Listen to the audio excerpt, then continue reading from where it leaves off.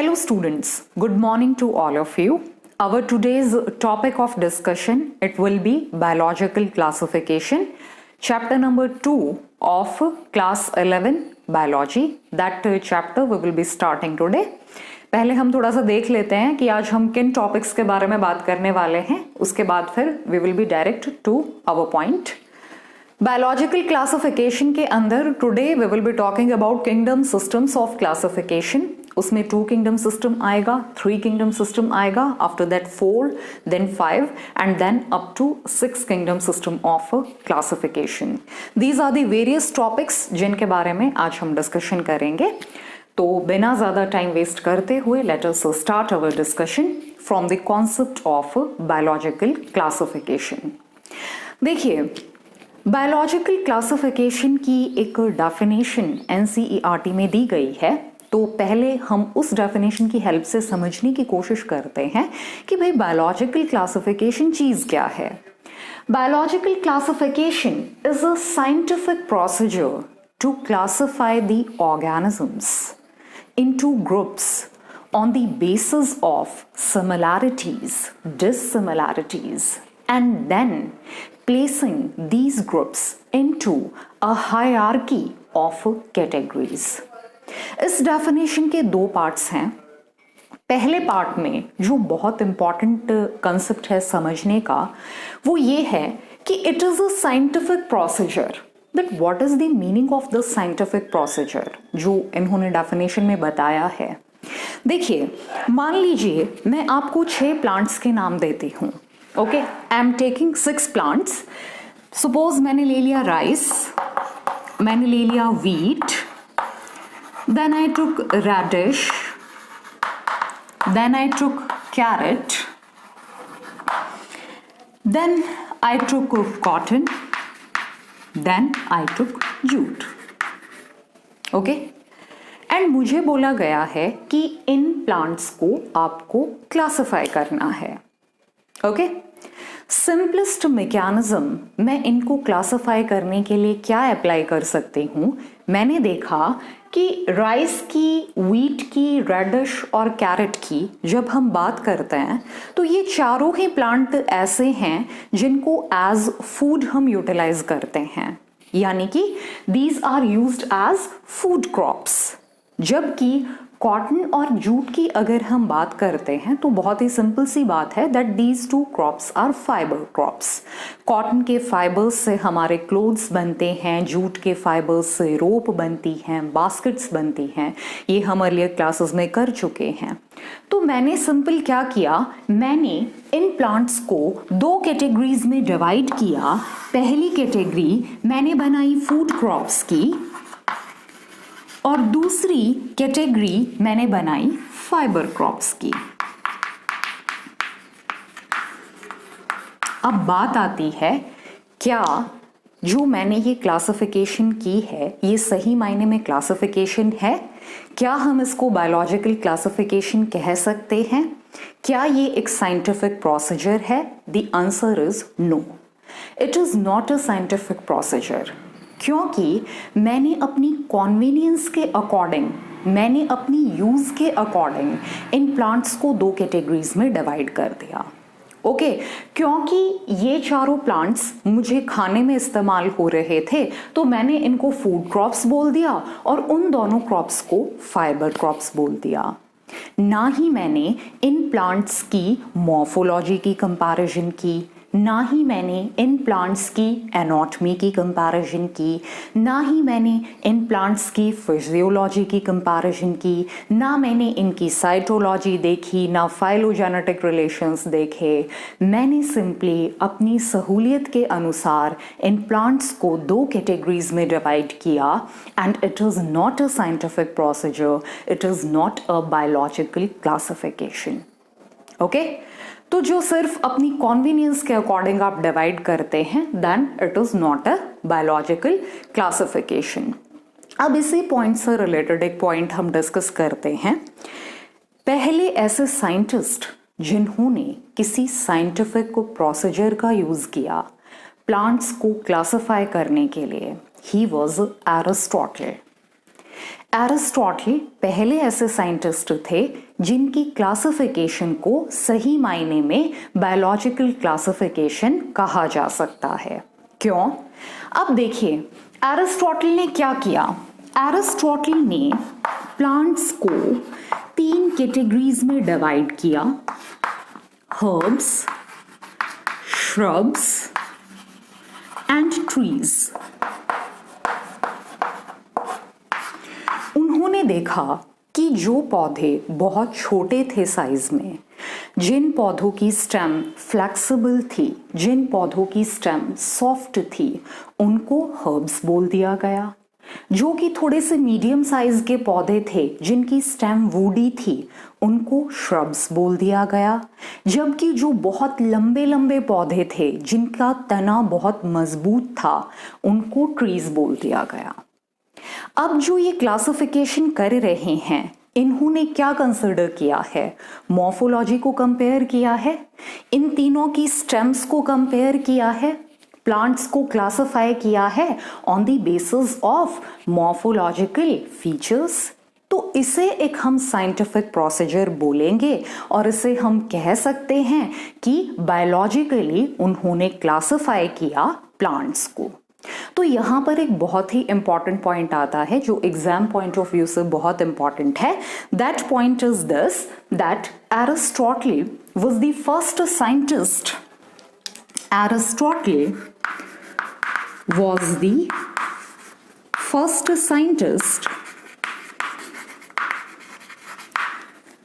who used a scientific procedure,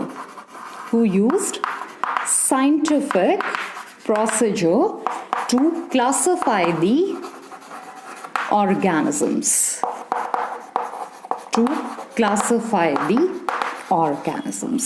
This point is extremely important from the point of view of exam. Okay? अब एक simple सा point और दे रखा है आपकी बुक में। द पॉइंट इज कि इन्होंने एनिमल्स को भी क्लासिफाई किया है एरिस्टोटल ने on the basis of the presence और एब्सेंस ऑफ आरबीसी। जिन एनिमल्स में आरबीसी प्रेजेंट था उन्हें एनेमा बोला है और जिनमें एब्सेंट था उनको एनएमा बोला है। A for absent, A for anaima. Okay, तो that is a simple point. तो हम अपनी डेफिनेशन का एक पोर्शन कवर कर चुके हैं, हम समझ चुके हैं कि साइंटिफिक प्रोसीजर क्या होता है। साइंटिफिक प्रोसीजर के अकॉर्डिंग हमने ग्रुप्स तो बना लिए हैं। हमने जैसे ये क्या है, ये एक ग्रुपिंग ही तो है कि जो प्लांट्स सारे के सारे जिनकी सॉफ्ट फ्लेक्सिबल स्टेम थी उन सभी का एक ग्रुप बन गया। ठीक है, फिर दूसरा ग्रुप बन गया जिनकी वुडी स्टेम थी, फिर तीसरा ग्रुप ट्रीज का बन गया। तो हमने ग्रुपिंग तो कर ली है। अब सेकेंड पार्ट बायोलॉजिकल क्लासिफिकेशन का ये है कि हमें इन ग्रुप्स को एक हायरार्की के अंदर अरेंज करना है। What is that hierarchy? अब आपने चैप्टर नंबर 1 में पढ़ा है किंगडम, फाइलम या जिसे डिवीजन भी बोला जाता है, class, order, family, genus and species. This is a hierarchy of various taxonomic categories. आपको ग्रुपिंग तो करनी ही करनी है, उसके बाद आपको हायरार्किकल मैनर के अंदर एक हायरार्की के अंदर इन ग्रुप्स को अरेंज भी करना है। सबसे पहले जो सबसे बेसिक कैटेगरी है इस हायरार्की की, आप उसको कंसिडर करेंगे कि वो ऑर्गेनिजम्स जिनके number of characters maximum match करते हैं, उन सभी को इकट्ठा कर कर आप स्पीशीज बनाएंगे। दूसरा, फिर इसी हायरार्की के अंदर आप ऊपर चलेंगे, वो स्पीशीज जिनके कुछ फीचर्स मैच कर रहे हैं, कुछ मॉर्फोलॉजिकल फीचर्स मान लो आपने कंपेयर किए, 3-4 ऐसे स्पीशीज मिले जिनके मॉर्फोलॉजिकल फीचर्स मैच कर रहे थे, उन सभी को मिलाकर बना एक जीनस। 3-4 जेनस जिनके कुछ फीचर्स मैच कर रहे थे उनसे फैमिली बन गई। इस तरीके से आप इस हायरार्की के अंदर ऊपर की तरफ चलते जाएंगे। ऑर्गेनिजम्स को डिफरेंट कैटेगरीज में आप डिवाइड करते जाएंगे। That is also a part of biological classification. Biological classification का ही ये एक हिस्सा है कि पहले आप बेसिक कैटेगरी से स्टार्ट करेंगे and in the order of increasing complexity आप अरेंज करते जाएंगे। In the order of increasing complexity आप अरेंज करते जाएंगे ऑर्गेनिजम्स को into a hierarchy of categories. Okay, अब इसकी डेफिनेशन क्लियर हो गई है। यहाँ से अब तक once again I'm repeating there is one important point, that is Aristotle first scientific procedure used, it was by Aristotle.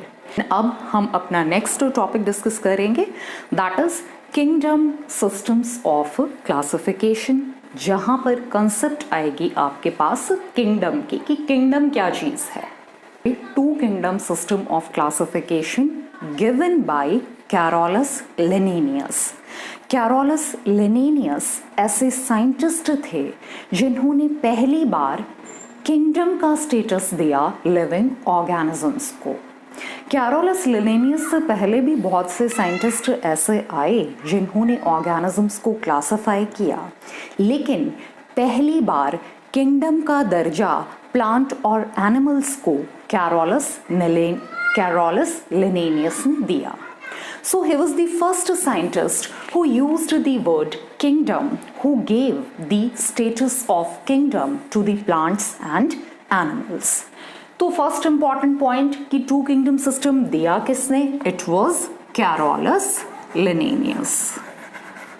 Carolus Linnaeus. अब एक पॉइंट आता है कि इन्होंने किस क्राइटेरिया का इस्तेमाल किया है ऑर्गेनिजम्स को क्लासिफाई करने के लिए। कैरोलस लिनेनियस ने बहुत ही सिंपल क्राइटेरिया का यूज़ किया है ऑर्गेनिजम्स को क्लासिफाई करने के लिए। जैसे मैं बात करूं कि अगर हम प्लांट सेल की बात करते हैं तो the characteristic feature of a plant cell is the presence of cell wall. Plant cell का कैरेक्टरिस्टिक फीचर क्या रहता है? सेल वॉल की प्रेजेंस से रहती है। तो इन्होंने कहा कि हम सभी ऑर्गेनिजम्स को दो किंगडम्स में डिवाइड कर रहे हैं, one is Plantae, another one is animalia. वो ऑर्गेनिजम्स जिनके सेल में आपको सेल वॉल मिलेगी उनको प्लांटी किंगडम में रख दो, जहां पर सेल वॉल नहीं मिल रही है उनको एनिमेलिया किंगडम में रख दो। तो कौन से दो किंगडम इन्होंने कहे? One was Plantae, another one was animalia.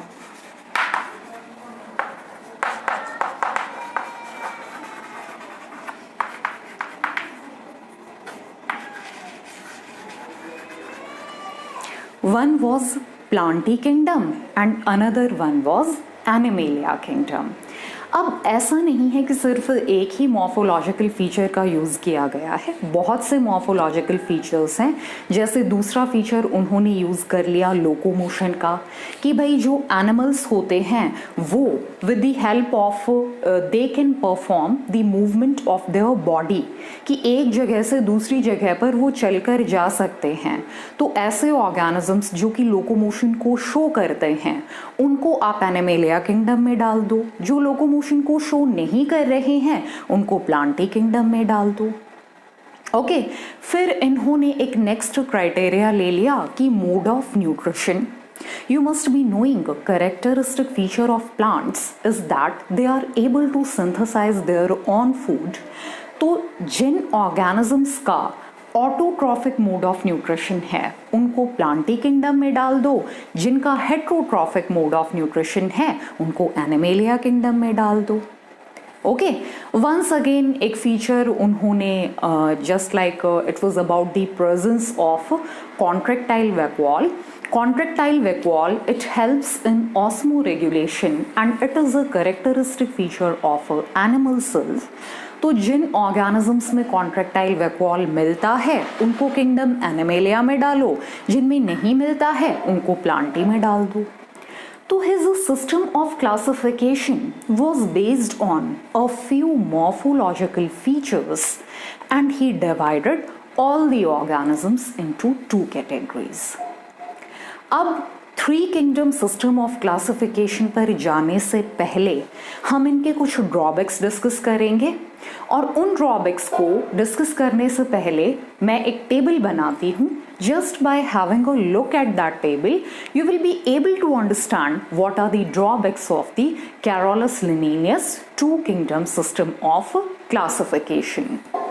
तो देखिए, हम देखेंगे कि प्लांटी किंगडम में उन्होंने किसको इंक्लूड किया और एनिमेलिया में किसको इंक्लूड किया। प्लांटी किंगडम में जो पहला ऑर्गेनिज्म आता है that is bacteria. Number 2 it was fungi, then it was algae, bryophytes, pteridophytes,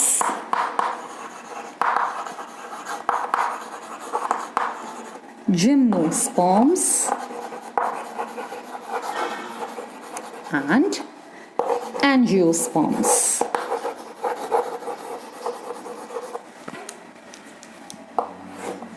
next animalia kingdom. Animalia kingdom में देखते हैं कि उन्होंने किस किस को रखा है। Protozoa, vertebrates and invertebrates.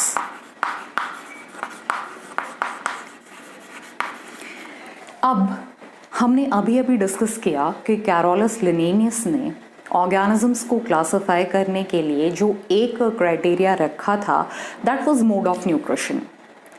इतना आपको पता होगा कि फंजाई और एल्गी की तरफ अगर हम देखें तो fungi it possesses heterotrophic mode of nutrition. Fungi कभी भी अपना खाना खुद नहीं बनाती है। जब हम फंजाई के किंगडम पर पहुंचेंगे तो we will be having a detailed discussion about it. It possesses heterotrophic mode of nutrition. It is unable to synthesize its own food. It is dependent on others for its food. और fungi को हम same उसी kingdom में रख रहे हैं जिसमें algae है।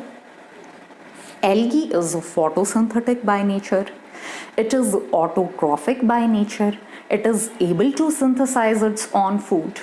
कैरोलस लिनेनियस ने बोला कि मोड ऑफ न्यूट्रिशन का यूज करो, ऑटोट्रॉफिक हेट्रोट्रॉफिक में डिवाइड करो, और फिर बाद में उन्होंने खुद ही एल्गी और फंजाई को सेम किंगडम में रख दिया। That was a drawback. अब देखें, दिस वन इज बैक्टीरिया। आगे चलकर हमें पता चलेगा कि जो बैक्टीरिया है it belongs to kingdom monera. Kingdom monera के अंदर आपको यूनिसेल्युलर प्रोकार्योटिक ऑर्गेनिजम्स मिलते हैं। एक प्रोकार्योटिक सेल एक यूकार्योटिक सेल से डिफरेंट है in its organisation. Prokaryotic cell बहुत सिंपल है, यूकार्योटिक सेल कॉम्प्लेक्स है।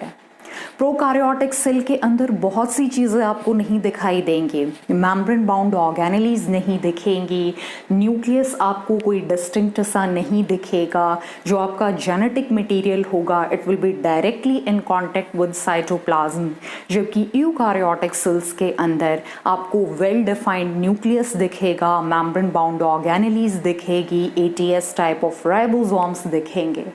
तो ऐसा ऑर्गेनिज्म जिसकी बॉडी में प्रोकार्योटिक सेल है उसको सेम किंगडम में रखना अदर ऑर्गेनिजम्स के साथ इन सभी ऑर्गेनिजम्स की बॉडी में फंजाई से लेकर एंजियोस्पर्म्स तक आपको यूकार्योटिक सेल्स मिलेंगे। बैक्टीरिया को लेटर ऑन चलकर जब हम आगे अब फर्दर सिस्टम्स क्लासिफिकेशन के डिस्कस करेंगे, बैक्टीरिया यानी कि यूनिसेल्युलर प्रोकार्योट्स को अलग से एक किंगडम दिया जाता है बाद में, लेकिन कैरोलस लिनेनियस ने उनको along with these eukaryotic organism से रखा, that was the second drawback. Okay, अब एक छोटा सा ड्रॉबैक और देख लेते हैं। एक ऑर्गेनिज्म मैं ड्रॉ करती हूं और उस ऑर्गेनिज्म को देखकर आप कोशिश करिएगा पहचानने की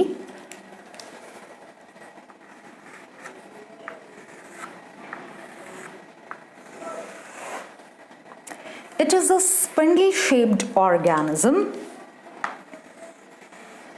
जिसका नाम आपने सुना होगा, having the name Euglena. It is having the name Euglena.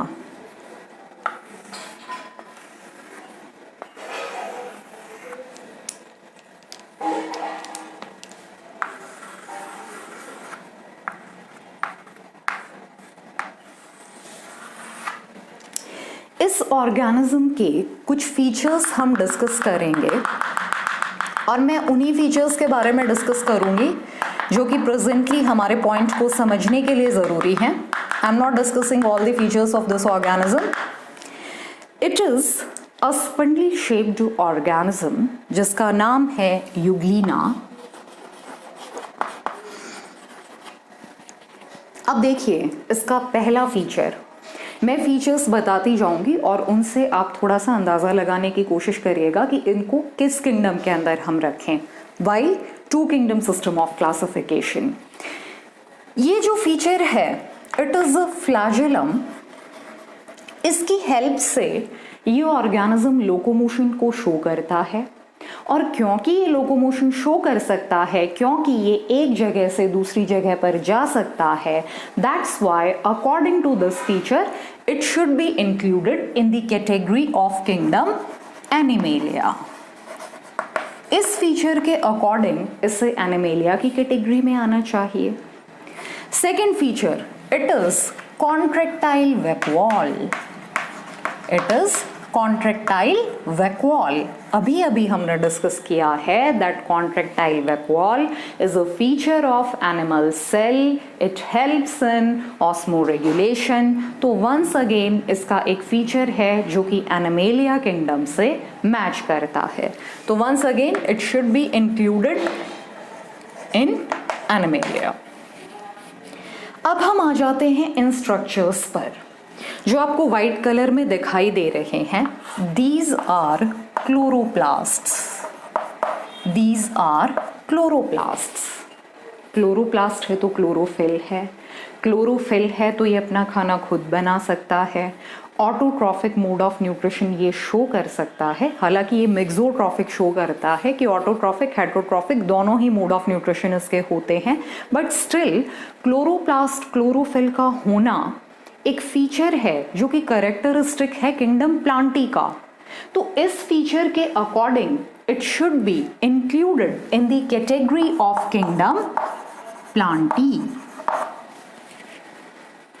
तो अब अगर two kingdom system of classification को मैं फॉलो करने लग जाऊं तो मैं ऐसे ऑर्गेनिजम्स को कहाँ रखूंगी?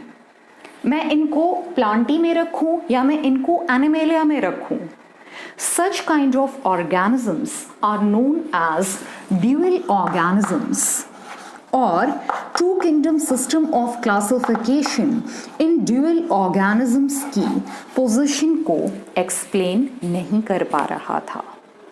Two kingdom system of classification के according हमें इनको कौन से किंगडम में हम रखें, इनको पोजीशन असाइन करना डिफिकल्ट हो गया था। तो एग्जाम्पल्स हैं कुछ, जैसे आप यूग्लिना ले सकते हैं, आप क्लाइमेडोमोनास ले सकते हैं। These are all dual organisms. यहीं पर हमारा टू किंगडम सिस्टम क्लासिफिकेशन का ख़त्म होता है। One very important point, it was given by Carolus Linnaeus. बाकी सब चीज़ें समझने की थी।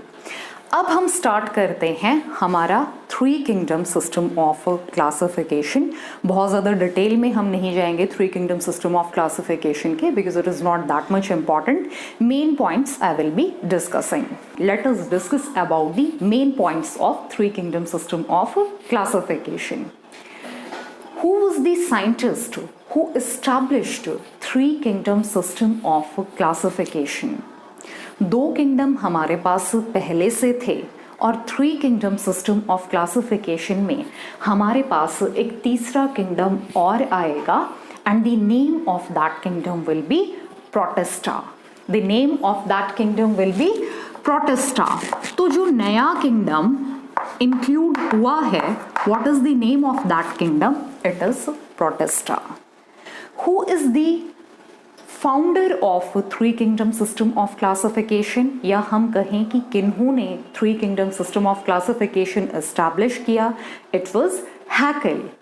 Hückel was the scientist who established 3 kingdom system of classification.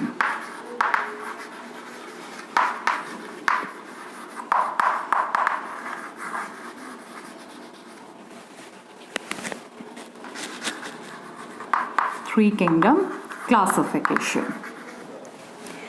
अब ये जो तीसरा किंगडम आया, हम उन ऑर्गेनिजम्स के बारे में डिस्कस करेंगे जो कि इस तीसरे किंगडम में इंक्लूडेड हैं और जहां से एक इम्पॉर्टेंट क्वेश्चन बनने की पॉसिबिलिटी है।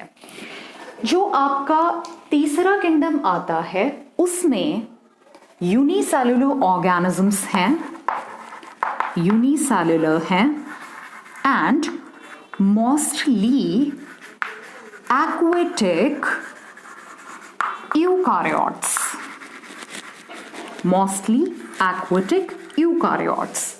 This line is extremely important. Unicellular organisms हैं जिनमें से मोस्टली पानी में रहने वाले यूकारियोटिक ऑर्गेनिजम्स हैं।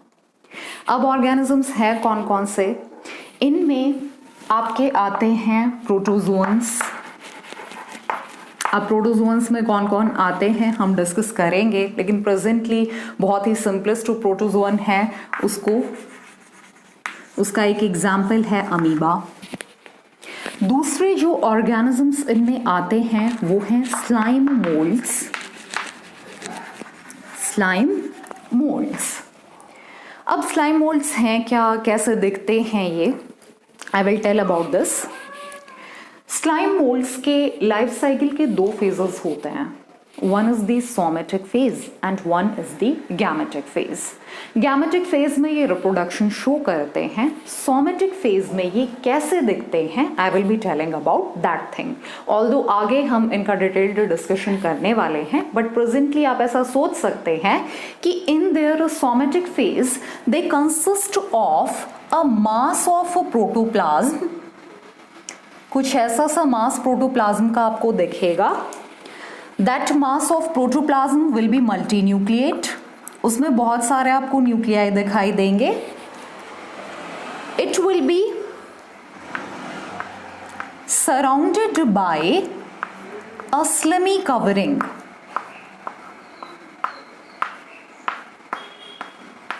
It will be surrounded by a slimy covering. तो कुछ स्लाइम मोल्ड की शक्ल सूरत कैसी दिखती है सोमेटिक फेज के अंदर, वो कुछ ऐसा सा दिखता है। ये सिंपली एक मास है प्रोटोप्लाज्म की जिसकी कोई डेफिनेट शेप नहीं है।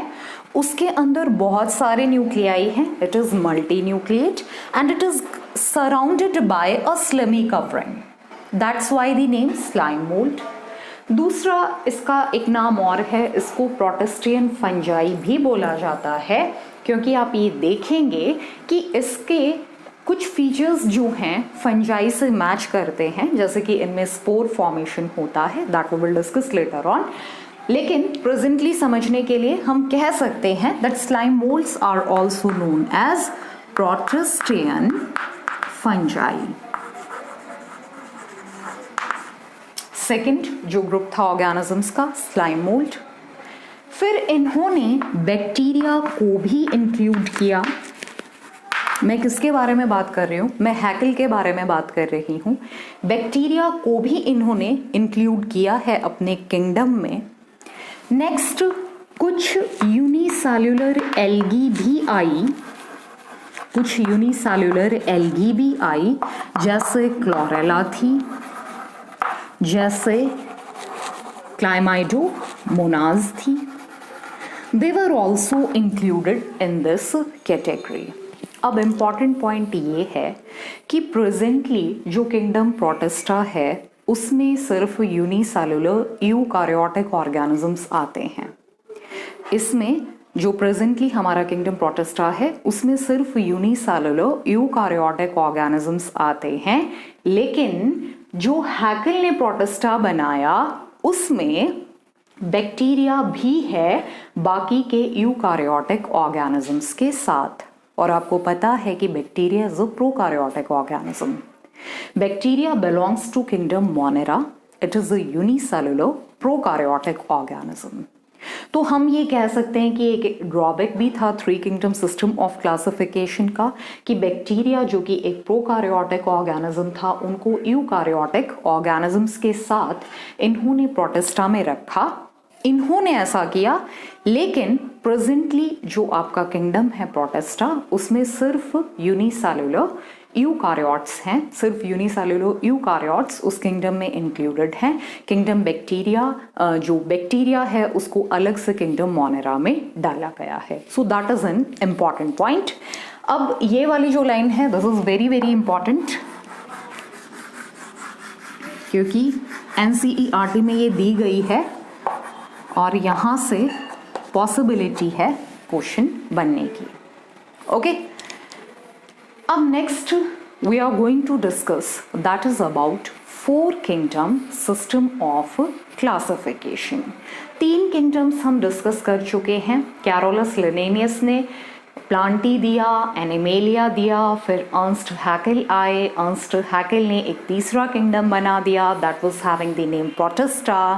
अब एक चौथा किंगडम आएगा that we will be discussing under four kingdom system of classification.